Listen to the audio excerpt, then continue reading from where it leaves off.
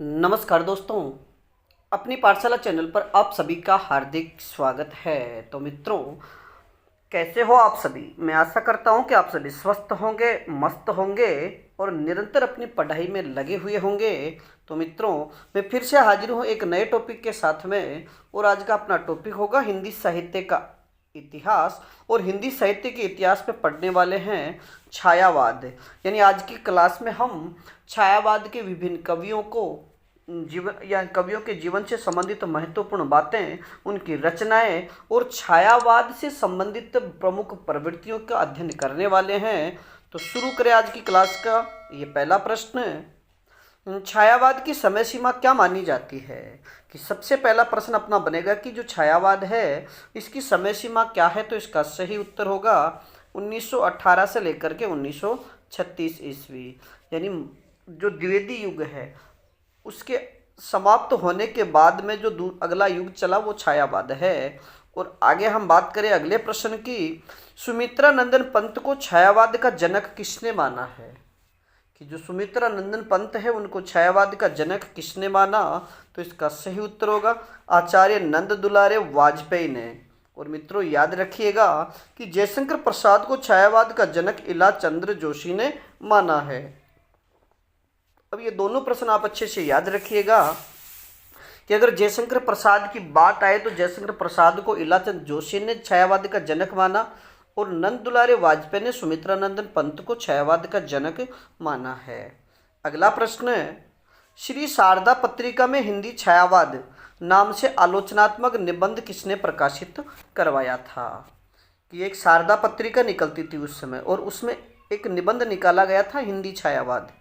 तो यह निबंध किसने प्रकाशित करवाया था? तो मित्रों इसका सही उत्तर होगा श्री मुकुटधर पांडे ने, और 1920 में यह निबंध प्रकाशित हुआ, और तब से यह नाम छायावाद के लिए रूढ़ हो गया था। अब आगे बात करें अगले प्रश्न की कि छायावाद का वास्तविक आरंभ किस रचना से माना जाता है? कि छायावाद का वास्तविक आरंभ किस रचना से माना जाता है? तो इसका सही उत्तर होगा झरना रचना से, जो 1918 में प्रकाशित हुई, और ये जयशंकर प्रसाद की रचना है। आगे हम बात करें अगले प्रश्न की, किस आलोचक ने छायावाद को रविंद्रनाथ ठाकुर की कविताओं के प्रभाव से आया हुआ मानकर इसका संबंध ईसाई संतों के फैंटेस्माटा यानी छायावाद से जोड़ा है?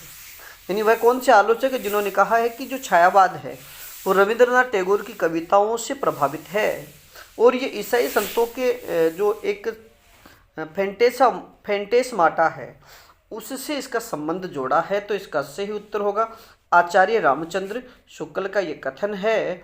और मित्रों याद रखिएगा कि आचार्य रामचंद्र शुक्ल ने छायावाद को चित्र भाषा शैली कहा है। ये प्रश्न भी आपसे अगर पूछा जाए या फिर कथन देकर के भी प्रश्न पूछा जाए कि छायावाद को चित्र भाषा शैली आचार्य शुक्ल ने कहा है, अगर शुक्ल की जगह निराला नाम डाल दिया कोई भी, तो आप इसे अच्छे से याद रखिएगा। आगे हम बात करें अगले प्रश्न की, किस आलोचक ने छायावाद का संबंध युग बोध से जोड़ते हुए इसे व्यक्त सौंदर्य में आध्यात्मिक छाया का भान कहा है? तो इसका सही उत्तर होगा आचार्य नंद दुलारे वाजपेयी ने। अगला प्रश्न, छायावाद को स्थूल के प्रति सूक्ष्म का विद्रोह किसने कहा है? कि छायावाद को स्थूल के प्रति सूक्ष्म का विद्रोह किसने कहा? तो इसका सही उत्तर होगा डॉक्टर नगेंद्र ने। अगला प्रश्न, छायावाद की प्रयोगशाला का प्रथम आविष्कार किसे कहा जाता है? कि जो छायावाद है उसकी प्रयोगशाला का प्रथम आविष्कार किस रचना को कहा जाता है? तो इसका सही उत्तर होगा झरना, और इसका रचयिता की बात करें तो जयशंकर प्रसाद, और झरना का प्रकाशन 1918 में हुआ था। अगला प्रश्न, छायावाद स्थूल के प्रति सूक्ष्म का विद्रोह नहीं वरन थौती नैतिकता, रूढ़िवाद और सामंती साम्राज्यवादी बंधनों के प्रति विद्रोह रहा है। यानी यह कथन किसका है? तो इसका सही उत्तर होगा डॉक्टर रामविलास शर्मा का। यानी जब डॉक्टर नगेंद्र ने कहा कि छायावाद स्थूल के प्रति सूक्ष्म का विद्रोह है, तो उसके प्रतिवाद में डॉक्टर रामविलास शर्मा ने लिखा है कि जो छायावाद है ये स्थूल के प्रति सूक्ष्म का विद्रोह नहीं है। आगे हम बात करें अगले प्रश्न की। परमात्मा की छाया आत्मा में और आत्मा की छाया परमात्मा में पड़ने लगती है, तभी छायावाद की सृष्टि होती है। यह कथन किस आलोचक का है? यानी छायावाद के विषय में अगर परिभाषा भी पूछी जाए कि परमात्मा की छाया आत्मा में और आत्मा की छाया परमात्मा में पड़ने लगती है, तभी छायावाद की सृष्टि होती है, यह कथन किसका है? तो डॉक्टर रामकुमार वर्मा का। अब आगे बात करें अगले प्रश्न की। जब वेदना के आधार पर स्वानुभूतिमयी अभिव्यक्ति होने लगी, तभी हिंदी में उसे छायावाद के नाम से अभिहित किया गया। कि जब वेदना के आधार पर स्वानुभूतिमयी अभिव्यक्ति होने लगी, तभी हिंदी में उसे छायावाद के नाम से अभिहित किया गया। यह कथन किसका है? तो इसका सही उत्तर होगा जयशंकर प्रसाद का। अगला प्रश्न, छायावाद के प्रवर्तक आचार्य रामचंद्र शुक्ल ने किसे माना है? कि आचार्य रामचंद्र शुक्ल ने छायावाद का प्रवर्तक आचार्य किसे माना? तो इसका सही उत्तर होगा मैथिली शरणगुप्त और मुकुटधर पांडे को। यानी आचार्य शुक्ल ने मैथिली शरणगुप्त और मुकुटधर पांडे को छायावाद का प्रवर्तक माना है। और मित्रों, जबकि सर्वसम्मति से बात की जाए कि सर्वसम्मति से छायावाद का प्रवर्तक किसे माना है, तो जयशंकर प्रसाद को माना गया है। अगला प्रश्न, छायावाद के बृहदत्रयी यानी 3 स्तंभ में किन्हें शामिल किया गया है? कि छायावाद के बृहदत्रयी में किन्हें शामिल किया गया है? तो इसका सही उत्तर होगा जयशंकर प्रसाद, सुमित्रानंदन पंत, सूर्यकांत त्रिपाठी निराला। आगे हम बात करें अगले प्रश्न की कि छायावाद की लघुत्रयी में कौन शामिल है? तो इसका सही उत्तर होगा महादेवी वर्मा, डॉक्टर रामकुमार वर्मा और भगवती चरण वर्मा। अगला प्रश्न, छायावाद का मेघदूत किस रचना को माना जाता है? कि छायावाद का मेघदूत किस रचना को माना जाता है? तो इसका सही उत्तर होगा जयशंकर प्रसाद की रचना आंसू को। अगला प्रश्न, प्रकृति के सुकुमार कवि किसे कहा जाता है? प्रकृति के सुकुमार कवि किसे कहा जाता है?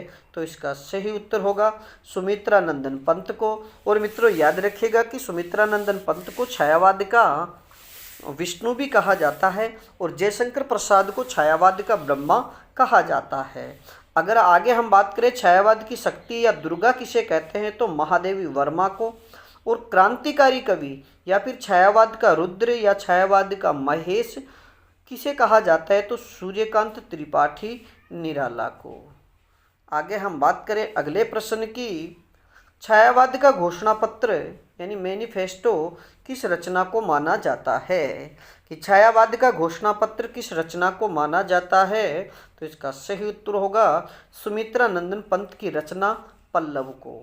यह प्रश्न कई बार पूछा भी गया है कि छायावाद का घोषणा पत्र किस रचना को माना जाता है? तो पल्लव की भूमिका को। और ये पल्लव की भूमिका यानी जो पल्लव है इसके रचयिता कौन है? सुमित्रानंदन पंत। अगला प्रश्न, छायावाद के प्रथम काव्य कृति किसे माना जाता है? तो इसका सही उत्तर होगा जयशंकर प्रसाद की रचना झरना को, जो 1918 में प्रकाशित हुई। और छायावाद की प्रथम प्रयोगशाला या फिर प्रथम कृति झरना को ही माना जाता है। आगे हम बात करें अगले प्रश्न की। छायावाद तत्वतः प्रकृति के बीच जीवन का उद्गीत है, यह कथन किसका है? या फिर छायावाद के विषय में ये किसने कहा कि छायावाद तत्वतः प्रकृति के बीच जीवन का उद्गीत है? ये किसने कहा? महादेवी वर्मा ने। अगला प्रश्न, छायावाद के 4 स्तंभ यानी ब्रह्मा, विष्णु, महेश और शक्ति किन्हें माना जाता है? कि छायावाद के 4 स्तंभ किन्हें माना गया है? तो इसका सही उत्तर होगा, ब्रह्मा की बात करें तो जयशंकर प्रसाद, विष्णु की अगर बात करें तो सुमित्रा नंदन पंत, महेश की अगर बात करें तो सुमित्रा नंदन ये सूर्यकांत त्रिपाठी निराला, और शक्ति की अगर बात करें तो महादेवी वर्मा। यानी जयशंकर प्रसाद, सुमित्रा नंदन पंत, सूर्यकांत त्रिपाठी निराला और महादेवी वर्मा को छायावाद के 4 स्तंभ माने गए हैं। और मित्रों आगे हम बात करें कि आधुनिक युग की मीरा किसे कहा जाता है, तो महादेवी वर्मा को आधुनिक युग की मीरा कहा जाता है। अगला प्रश्न, कलाधर उपनाम से ब्रजभाषा में कविताएं कौन लिखते थे, कि कलाधर उपनाम से ब्रजभाषा में कविताएं कौन लिखते थे, तो इसका सही उत्तर होगा जयशंकर प्रसाद। अगले प्रश्न की बात करें तो निराला की प्रथम कविता कौन सी मानी जाती है, कि निराला की प्रथम कविता कौन सी मानी जाती है, तो इसका सही उत्तर होगा जूही की कली, जो 1916 में प्रकाशित हुई। अगला प्रश्न, ईलाचंद्र जोशी ने छायावाद का प्रवर्तक किसे माना है, ईलाचंद्र जोशी ने छायावाद का प्रवर्तक किसे माना है, तो जयशंकर प्रसाद को। और मित्रों याद रखिएगा कि जयशंकर प्रसाद को झारखंडी या फिर सुंगनी साहू के नाम से भी जाना जाता है। और जयशंकर प्रसाद के, अब आप सभी से एक प्रश्न, की जयशंकर प्रसाद के लिए यह किसने कहा कि जयशंकर प्रसाद तो गड़े मुर्दे उखाड़ते हैं, यह किसने कहा, तो इस प्रश्न का उत्तर आप हमें कमेंट्स में दीजिएगा। अगला प्रश्न, छायावाद स्थूल के प्रति सूक्ष्म का विद्रोह है, कि छायावाद स्थूल के प्रति सूक्ष्म का विद्रोह है, ये किसने कहा, तो इसका सही उत्तर होगा डॉक्टर नगेंद्र ने।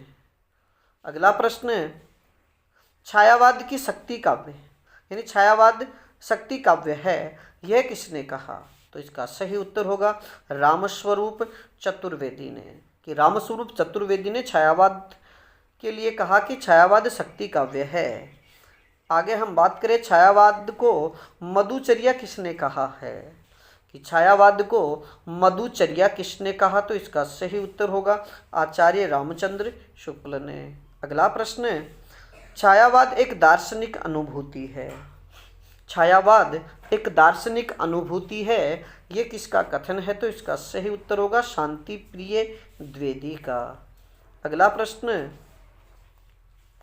किस काल को स्वर्ण युग के बाद हिंदी साहित्य का दूसरा बड़ा युग माना जाता है, कि किस काल को स्वर्ण युग यानी भक्ति काल, यानी जॉर्ज गिरिसन ने भक्ति काल को स्वर्ण युग कहा है, तो किस काल को स्वर्ण युग के बाद हिंदी साहित्य का दूसरा बड़ा युग माना जाता है, तो इसका सही उत्तर होगा छायावाद।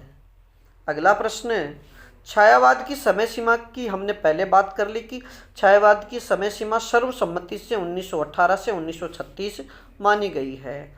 आगे हम बात करें अगले प्रश्न की, छायावाद की प्रमुख विशेषता क्या है, कि छायावाद की प्रमुख विशेषता क्या है, तो मित्रों सबसे पहली विशेषता की बात करें तो आत्मानुभूति, दूसरा है प्रकृति का मानवीकरण, और तीसरी विशेषता की बात करें तो व्यक्तिवाद का उदय।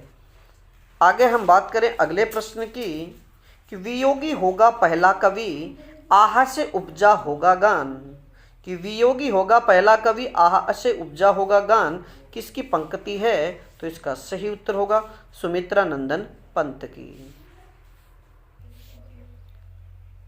आगे हम बात करें अगले प्रश्न की, दुख ही जीवन की कथा रही, क्या कहूँ आज जो नहीं रही, यानी दुख की जीवन की कथा रही, क्या कहूँ आज जो नहीं कही, ये पंक्ति किसकी है, तो इसका सही उत्तर होगा निराला की।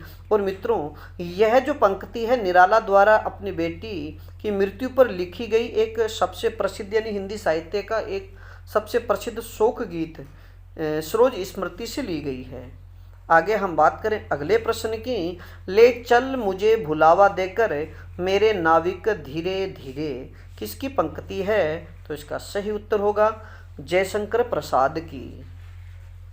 अगला प्रश्न, नारी तुम केवल श्रद्धा हो, पंक्ति किस काव्य की है, कि नारी तुम केवल श्रद्धा हो, ये पंक्ति किस काव्य की है, तो इसका सही उत्तर होगा कामायनी की। और मित्रों याद रखिएगा कि कामायनी जयशंकर प्रसाद द्वारा रचित महाकाव्य है और इसका प्रकाशन 1936 में हुआ था। अब आप हमें बताइए कि कामायनी का अंतिम, यानी कामायनी में कुल 15 सर्ग है, तो कामायनी का प्रथम और अंतिम सर्ग कौन सा है। आगे हम बात करें अगले प्रश्न की। धिक दाता जो देता है प्रसिद्धियां मात्र दया से। धिक दाता जो देता है प्रसिद्धियां मात्र दया से किसकी पंक्ति है, तो इसका सही उत्तर होगा सूर्यकांत त्रिपाठी निराला की। आगे हम बात करें छायावाद को चित्र भाषा पद्धति किसने कहा है, तो इसका सही उत्तर होगा आचार्य रामचंद्र शुक्ल ने। अगला प्रश्न, कला और बूढ़ा चांद किसकी रचना है।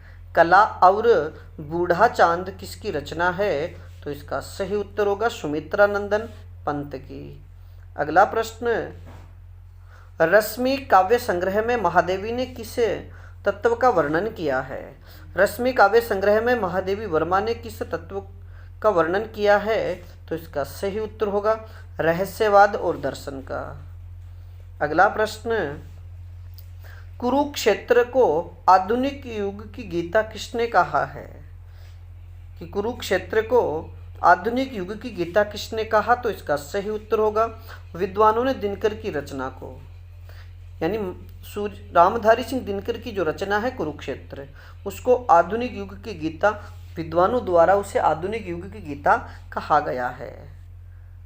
आगे हम बात करें छायावाद की प्रयोगशाला का प्रथम आविष्कार किस कृति को माना जाता है, तो यह प्रश्न हमने पहले भी हल कर लिया है, उत्तर होगा झरना।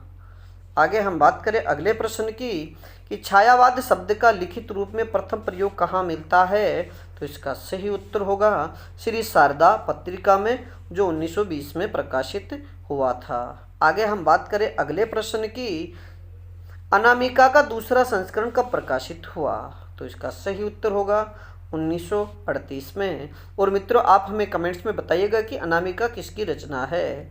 अगला प्रश्न, तुलसीदास कविता में कितने छंद है। तुलसीदास कविता में कितने छंद है, तो इसका सही उत्तर होगा 101 छंद, और ये सूर्यकांत त्रिपाठी निराला की रचना है। आगे हम बात करें स्वर्ण धूलि और स्वर्ण किरण पंत के किस युग की रचनाएं हैं, तो इसका सही उत्तर होगा अरविंद दर्शन से प्रभावित रचनाएं, यानी अंतस्थ चेतनावाद से संबंधित रचनाएं, एक तो स्वर्ण धूलि और स्वर्ण किरण। अगला प्रश्न, प्रसाद की किस रचना को स्मृति काव्य कहा जाता है। कि जयशंकर प्रसाद की वह रचना कौन सी है जिसे स्मृति काव्य कहा जाता है, तो इसका सही उत्तर होगा आंसू। कामायनी को नए युग का काव्य किसने कहा है। कि कामायनी को नए युग का काव्य किसने कहा, तो इसका सही उत्तर होगा नंद दुलारे वाजपेयी ने। अगला प्रश्न, छायावाद के किस कवि ने अरविंद आश्रम की यात्रा की थी। कि छायावाद के किस कवि ने अरविंद आश्रम की यात्रा की, तो इसका सही उत्तर होगा सुमित्रा नंदन पंत ने। अगला प्रश्न, युगांत रचना का अर्थ क्या है। यानी युगांत जो रचना है उसका अर्थ क्या है, तो इसका अर्थ होगा छायावाद का अंत और प्रगतिवाद का उदय। और मित्रों ये पंत जी की रचना है। आगे हम बात करें अगले प्रश्न की कि छायावाद में वैयक्तिकता का स्वर सबसे प्रखर किसमें है। कि छायावाद में वैयक्तिकता का स्वर सबसे प्रखर किसमें है, तो इसका सही उत्तर होगा निराला और बच्चन की रचनाओं में। अगला प्रश्न, सांदे काकली निराला की कैसी रचना है। कि जो सांदे काकली है सूर्यकांत त्रिपाठी निराला की किस प्रकार की रचना है, तो मित्रों ये मरणोपरांत प्रकाशित हुई और ये उनका अंतिम काव्य संग्रह है। अब मित्रों आज के लिए इतना ही, बाकी फिर मिलेंगे एक नए टॉपिक के साथ में। तब तक आप अपने अध्ययन में जुटे रहिएगा और अपनी पाठशाला बाय BN सर चैनल पर नए हो तो हमारे चैनल को लाइक, सब्सक्राइब और अपने मित्रों तक शेयर जरूर कीजिएगा। और आगे हम पढ़ेंगे छायावाद के जो 4 स्तंभ है उन सभी का जीवन परिचय।